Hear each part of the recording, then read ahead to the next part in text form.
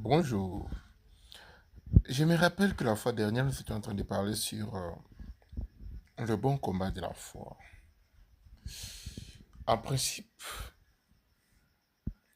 le bon combat de la foi dont nous étions en train de parler, je vous avais dit que c'est la vie. C'est toute une vie d'un enfant de Dieu. La vie de l'enfant de Dieu, c'est le bon combat de la foi. Le bon combat de la foi, je disais que ça consiste à faire quoi?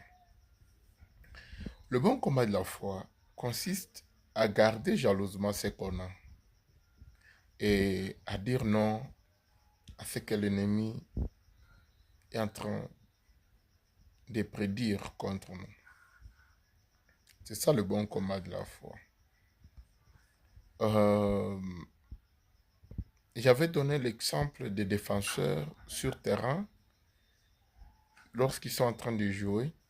Ils ne vont pas attaquer, mais eux sont là pour empêcher que la balle ne puisse pas franchir leur mire et aller entrer dans leur cage. C'est comme ça que nous, enfants de Dieu, nous devons vivre. Nous menons ce bon combat de la foi avec ces principes. Empêcher à ce que l'ennemi ne puisse pas franchir notre mur. Des fois, je me pose la question, la prière d'entrer dans le camp de l'ennemi, d'aller détruire ce qui est dans le camp de l'ennemi, cette prière nous mène où? Bien-aimé, tout enfant de Dieu, tout chrétien a quelque chose en lui. C'est pourquoi nous sommes combattus. C'est pourquoi nous sommes attaqués. N'oublie pas que tu as quelque chose que l'ennemi a besoin. Et la chose que l'ennemi a besoin que tu as, c'est la foi.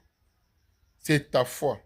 Si tu oublies encore, l'ennemi a besoin de ta foi. Il n'a pas besoin de ton argent. Le diable n'a pas besoin, je ne sais pas, de tes enfants, de tes biens. Il a besoin de ta foi. Ta foi que tu as placée en Christ, là, il a besoin que tu renonces à ça.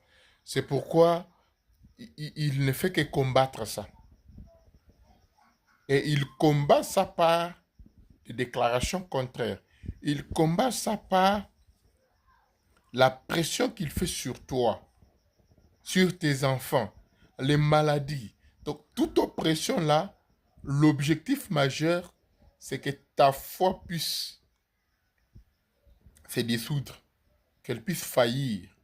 Et là, il va se trouver réussir.